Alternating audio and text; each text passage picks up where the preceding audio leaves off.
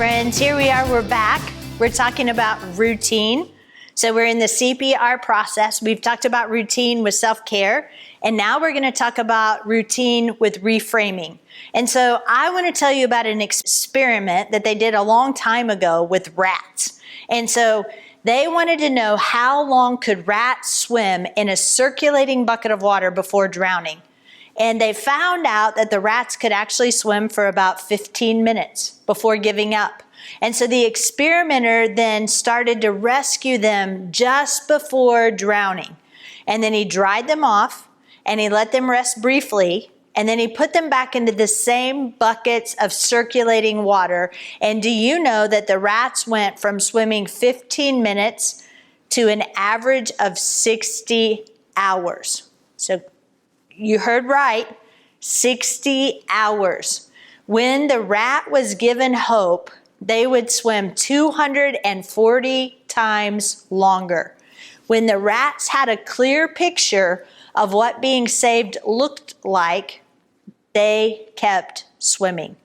And so, again, let me just reiterate these numbers. They went from 15 minutes to 60 hours, 240 times longer. In this class, this information is really, really critical. And your expectation of what it looks like is really, really critical. And it's actually the expectation of reframing that I want to teach you about.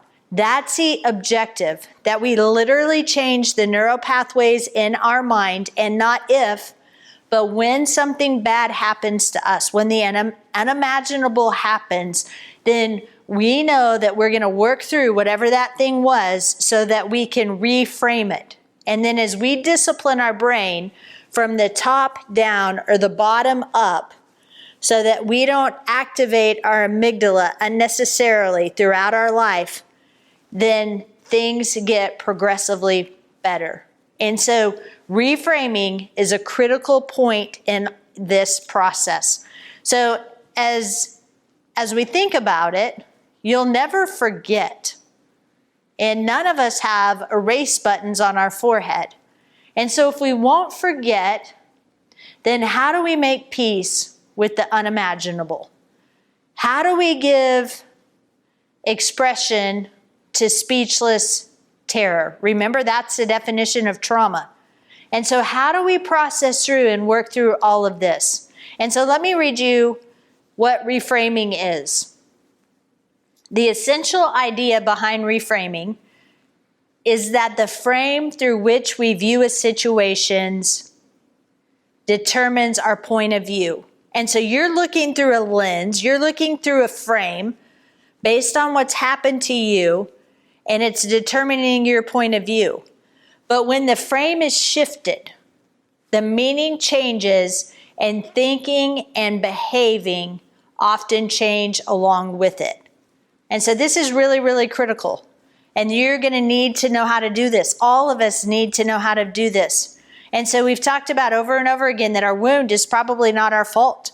And we've put all kinds of things into play so that we can control and so that those things won't happen again. And actually the things that we put into play now just reinforce that wound that's in our subconscious and that we've tried to repress or suppress. And so that's not our fault, but the different things that we are now going to have to do, the coping mechanisms that we're going to have to let go of, the healing process is actually during this reframing process. Because if I used to dissociate, or if I used to use substances, or if I used to do these behaviors that weren't optimal when I was under stress, or when I was triggered, if I would flip my lid, whether it's from the bottom up or the top down, then those things that kept me alive, those things that used to help me in my behavior, now will actually become idolatry, and they'll become a hindrance. It'll actually be sin.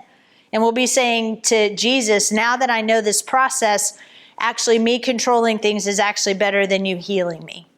And so this is a really, really critical time. So it's not our fault we've ended up here. Praise God for the way our brain is made. Praise God for whatever we did or didn't do. But now is the time for us to take control and do the healing that we need to. And part of that is reframing. So again, trauma treatment is not about telling about the past. I don't want to go and drudge up all of the things from my past, but trauma treatment is about helping people to be in the here and the now, to tolerate what they feel right in the present. And a lot of times I'm feeling things that aren't optimal. I flipped my lid in the present because I'm worried, or I have thought patterns that were produced in the past that carry into my present, or there are sensations or different ways that my brain was organized to go into survival and to flip my lid when something reminds me of the trauma that I've experienced from the past. And so again, there's a paradox in this. This is kind of that push-pull. There's tension in this part of this class, because in order to reframe the horror in our lives, we must learn to speak the unspeakable. So do you remember, again, the definition of trauma is speechless terror. We don't have a frame around it. It's kind of floating around out there, and it's allowed to come into my present at any time. And subconsciously, there could be something that triggers that to come into my present, so that I'll flip my lid and I'll see a sight, or I'll have a smell or something that will happen that will remind me of that thing from the past. But it's not reminding me in the fact that I say, oh, that happened in the past and now I need to go into fight, flight, or freeze. It actually just invades my present and it makes me flip my lid, and I've got speechless terror. And now, in order to reframe that, to put it in a frame and to file it, it has to be put in a frame to be filed in the past, so that my brain stores it as a past activity and not a present fight, flight, or freeze. Then I have to reframe it. But in order to reframe it, I have to take that horror, that speechless terror, and I have to begin to speak the unspeakable, or what was the unspeakable. And so what seems to be too terrible to hold for long moments in my mind must be remembered safely and reflected upon. That which is unspeakable must be spoken, and the indescribable has to be described. Now, the key word in all of that is safely, and I'm going to tell you how to do that safely. So the thing that we want to forget or bury, the thing that we're running in shame and in fear from, needs to be given language to. That's the reframing. Getting on with life doesn't occur without talking, processing, and reframing the events of the trauma. There is no shortcut. And so in the middle of this process, in order to do it safely, I have to stay regulated. I have to stay in the here and now.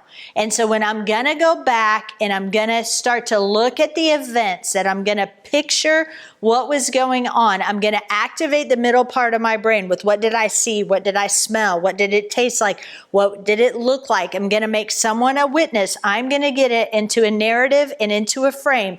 The speechless terror is actually going to be given a narrative with my intellect so that I could file the thing in the past. And in order to do it safely, so that I don't re-traumatize my brain, I have to stay in the present. I have to look at it like an observer. So let's talk about regulation. Look at this with me. You cannot see your reflection in boiling water. And so it is, you cannot see the truth in a state of anger. When the water is calm, clarity comes. You have to be peaceful. You have to be present. You have to look at it like an observer. And in order to do that, you have to make sure you're regulated. So what if I would take a liter of Coke and I would shake it up and I would give it to you, and your objective was to open the Coke as quickly as possible, but the rule was you weren't allowed to have any of the Coke spill on you, on your environment, or on anyone else? How would you do that? You would go on and off and on and off and on and off. And so notice that we did self-care first. So are you sleeping? Are you taking medication as prescribed? Are you not using any illegal medication? Are you exercising? Do you control your blue light and what you're thinking about? And so can you safely then stay present in the environment, not flipping your lid, so that you could address and take a look at what's floated around out there as speechless terror? Could you get a new narrative? Could you get a new frame, a new lens in which you look at that situation through? And could that lens be the lens of Christ? And so in order to do that, you have to stay regulated. And so on and off, on and off. Maybe that you go to your happy place and then you go back and you take a look at that. You go to your happy place, you go back and take a look at that. You go to your happy place, you go back and take a look at that. It may be that in the middle of that, you ask Jesus, Jesus, is this safe to do right now? And if you don't feel safe, then you don't do it. You have to stay grounded. Maybe it's that you breathe in for 4 and you breathe out for 4. If you're used to dissociating, you can't dissociate. You have to stay present. If you're used to then spiraling out of control or having your mind slip, or we could go on and on and on, you have to stay present. You have to stay in the here and the now. And hopefully by now, you've learned about your brain. You've learned about yourself. You're in charge of the accelerator and you're in charge of the brakes. And so you know what the right timing is. The question is, Jesus, is there anything that's hindering the fullness of your love in my life? And Jesus, what do you want me to start with? And so as you start with things that could have been speechless terror in the past, you have to reframe those things. And as you reframe those things, as you get just a little bit of a shift of a narrative of something that's different, that you have to stay in the present, in the here and the now. You can't go back into it as if you were experiencing it again, because you'll flip your lid and you'll just reinforce that pathway. Okay, so let me tell you again the ways that you regulate.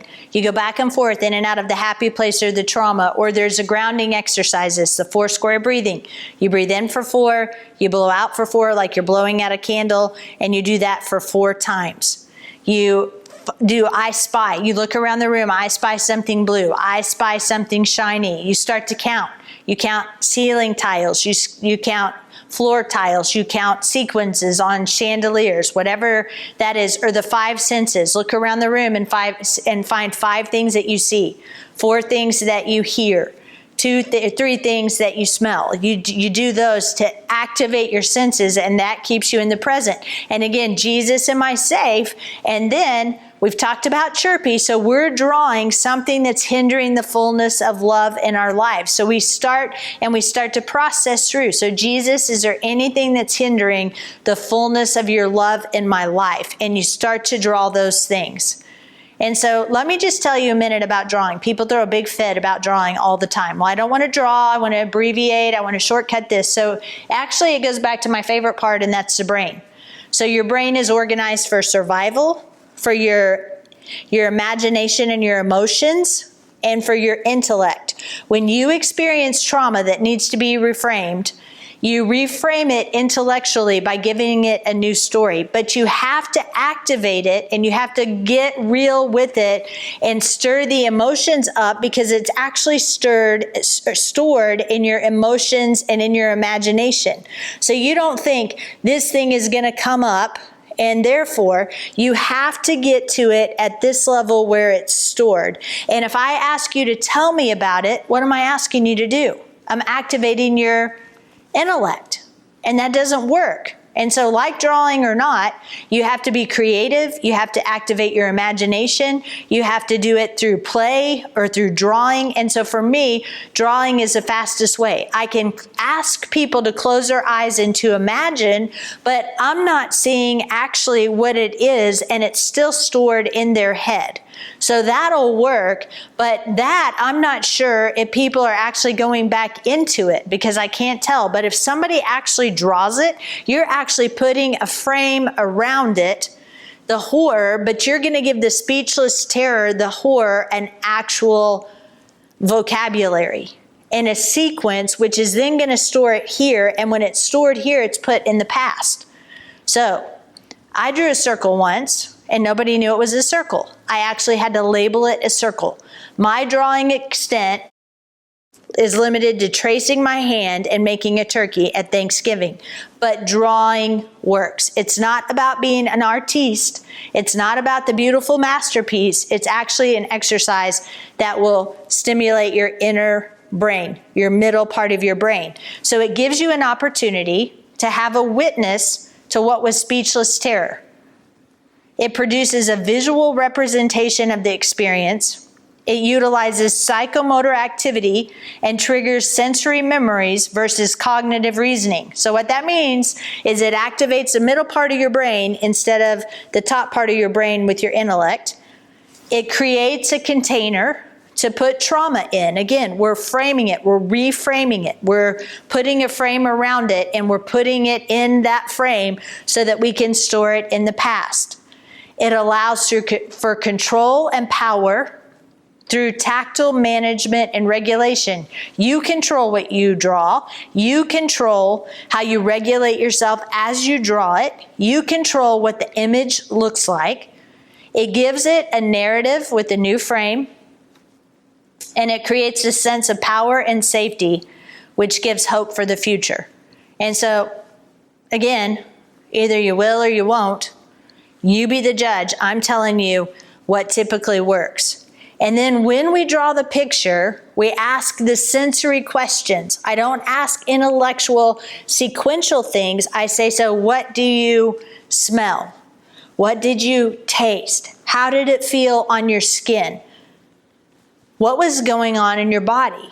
What were the sounds around you? What did you see? And so just like with Chirpy, and just like I asked you to do earlier in the video series with the bottom up with your amygdala, then you've lost your seeing. And so what do you want to draw? You've been bumped into, and it wasn't the fruit of the Spirit that's come out. Or there's something that's hindering the fullness of your love, or love of Christ in your life, so draw that. And then the reframing comes after we draw it, after we give expression to it, after we explain it, and if we choose to, we make somebody a witness to it. Then we ask Jesus, so Jesus, where were you? And again, the questions I'm asking when I look at the drawing is not about what is that and why did that happen. It's tell me about this, and what did it smell like? What did it feel like? Those are the questions that I'm asking. And then after that, then we needed the new narrative. We need the new frame. And that frame comes by asking Jesus, so Jesus, where were you? What did you want me to see? We draw Jesus in the picture. And then when we have a new narrative, then that's the narrative that we start to focus on. That's the thing that we give mileage to. And so I think right now, I'm not utilizing a lot of examples, but I think it would be really good to use an example. I got called into a case, and there was someone who was doing really well. She'd been through horror in her background, and she started to get her life back together, and she had an incredible team that was surrounding her. And one day, just right before she was getting ready to graduate, she walked into this facility, and she was with her little girl, and she'd had a great day at work. She picked up her little girl. She's getting ready to get a house. Everything is falling into place. And when she walked into this particular facility, she flipped her lid. She wasn't thinking about anything that was not pure or lovely or noble or right or just. So it wasn't top-down anxiety that caused her amygdala, the smoke detector, or the fire alarm to go off in her brain. She actually was doing really well, just walked into the facility and flipped her lid. So what does that mean? So instead of top-down, it's bottom-up. So she got bumped into by something in the environment subconsciously that caused her to flip her lid. Her amygdala was going off, and that was the bottom up. And so it wasn't joy and love and peace and patience and faithfulness and goodness and gentleness and self-control. She started cussing. She escaped from the environment. She left her daughter, and she ran out. And so they called me in, and the question was, then what's going on? And so what do we do here? Then we're going to go and we're going to ask Jesus, Jesus, is it safe? Jesus, will you show me what was happening? Will you show me what was going on? Can I do that safely with you? Can I draw actually what I need to know that's hindering the fullness of your love in my life? And then in the process, that was then and this is now. So I'm not going to go back in emotionally. I'm going to go in and I'm going to draw it as an observer. And so I sat down with her. She knew about the brain. She knew about the psychoeducation. She knew about the amygdala. She was connected with Jesus. So all the steps were in place. She knew how to regulate herself, and she starts to draw. And she produces a picture. And so in the picture, then we start to ask those questions. Again, back to the sensory questions. So what did you smell? And a lot of things are associated with smell. If you think about there's a particular cologne that has a negative connotation or a positive connotation, and so we store things again in our senses that when we smell something, is there somebody who wears a particular cologne that reminds you of somebody else?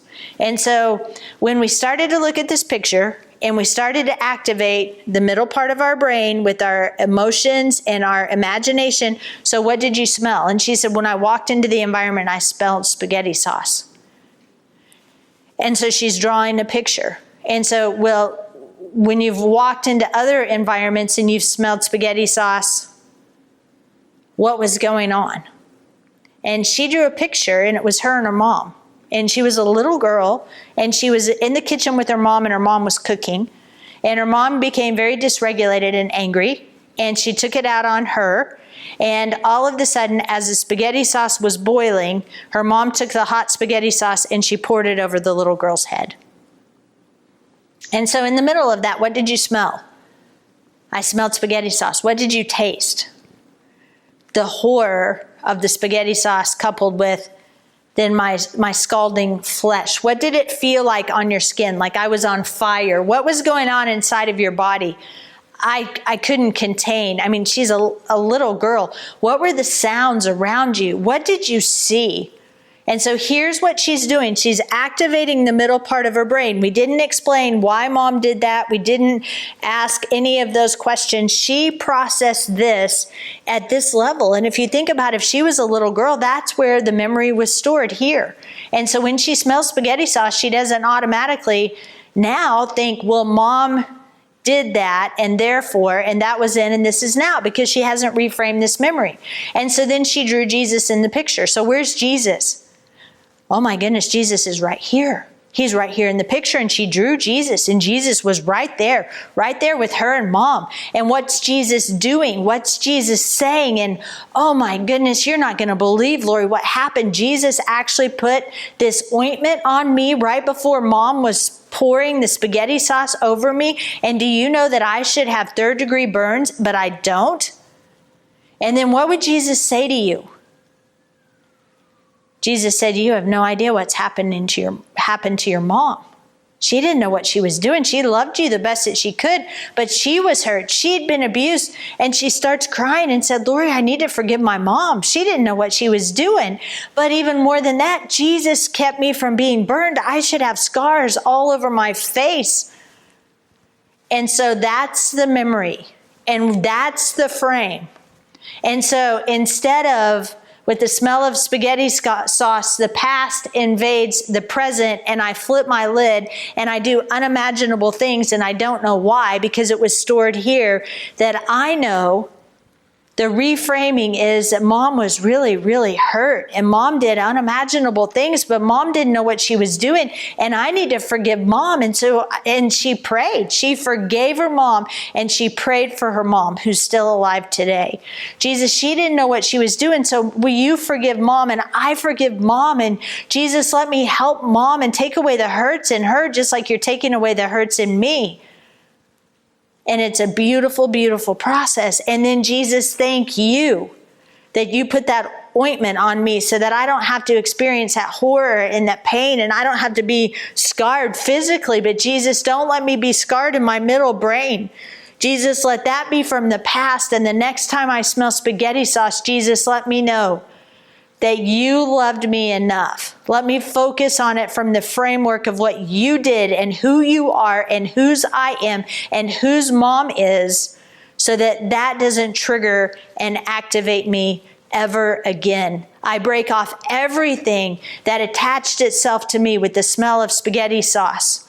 And then I take back everything that was stolen from me, that I wasn't protected, that I was hurt. And Jesus, I thank you that no matter what people do, that you can protect me and I can forgive and I can take charge and be in control of the situation. Isn't that beautiful? And that changes everything. And then she has the discipline that the next time she thinks about her mom, or the next time she smells spaghetti sauce, or the next time whatever, then she's changed her behavior. And that narrative becomes more real. And that's a narrative that she goes over and over and over and over until that subconscious memory then is reframed. And the reframing of that subconscious memory becomes the narrative that's filed in the past. And she no longer flips her lid with spaghetti sauce. And so remember, you survived. Whatever's happened, you've already survived. And if it's being brought up, and if you feel safe with Jesus to start to address it, that it's a good thing. It's just an invitation. A lot of times people will tell me, this looks so much worse. It looks worse, Lori, before it gets better. And the thing is, it's actually not worse. It's just that now you're working on it. I think about a field. If we would obtain a field and we're going to plant my favorite vegetable, jalapenos, and we're going to plant jalapenos in that field, we would tend to the field. We would water the field. We would make sure it has adequate sunlight. We would fertilize it. We would plant the jalapeno seeds. And then now I'm going to notice weeds coming up just as much as the jalapeno plants because I've never paid attention to the weeds before. And so it's not a bad thing that it actually looks worse that before it gets better. It's actually a good thing because now you can actively address it. And then we have to remember it was never given to you by God. And you aren't meant to continue to carry it. So he never wanted it to happen, but he knew that he could make the wrong things right. And at the end of the day, when he returns, he's going to wipe every tear. And he is a just judge. He's going to return as a bridegroom, the king, and the judge. And if people don't repent, if we don't take care of things here, he will take care of it then. And so it's a beautiful process that the creator of the universe knew that horrible things would happen, but he created us so that we don't even have to carry the extent of what the horror that happened to us throughout the rest of our lives, that we could actually heal to the point where as if it was never even something that dramatically affected us. It's as if we're looking at a story and we're telling it on the other side of the story. And then finally, what we had to do to survive in the past will become idolatry with him in the future. And so now that she knows, now that she's worked through it, may take a few times, but now she knows with the smell of spaghetti sauce, she's the one that's in charge. She can control. She can process through. She can solidify that memory in her. She can continue to choose to forgive. She can focus on Jesus and what Jesus has done and the healing ointment of Jesus. That would be a really good Bible study and a really good meditation. What does that look like? What does that feel like? She could activate healing ointment in her brain at a level that will far override the horror that has happened in the past. And so finally, in talking about reframing, don't go where the path may lead. Go instead where there is no path and leave a trail. And then I read this the other day, and could it really eventually be this? Go laugh in the places you've cried? Change the narrative? Wow. And so in the middle of all that, while we're in this process, while we're grappling with these things, while we're bringing these things up, while we're reframing things, while we're putting self-care into place, as we understand our connection and the psychoeducation, in the middle of a crisis is not a good point to make a change. And so I want to leave us with this. Don't let your wound pick your next chapter. It's really important that we heal first, and then we decide. And so, for example, if you're in an environment and somebody really irritates you, there is no perfect environment. And before you pick up your toys and go somewhere else, before you make major changes, don't do something permanent in a temporary tragedy. Heal first and then decide. Because everywhere you go, there you are. And if God is saying it's time for you to heal, and if you're in a community and that community is putting pressure on you, and underneath that squeeze, something that's not pure and praiseworthy are the thoughts in your mind. And as you're under that pressure, the things that are coming out of you isn't kindness and gentleness.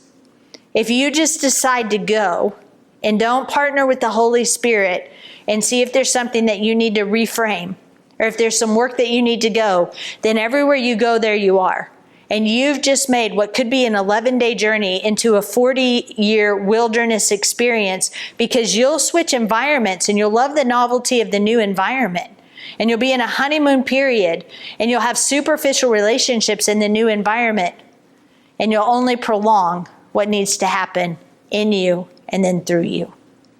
And so I encourage you, as you get used to this process, then it won't be just reframing from things in your past. That as you go through every day, if you pick up a narrative that's not of Him, then you'll know how to reframe it, and then you'll have the discipline to think about the way that you frame things so that it's pure and lovely and noble and right and just. So I encourage you in this process of reframing. I'll see you next time.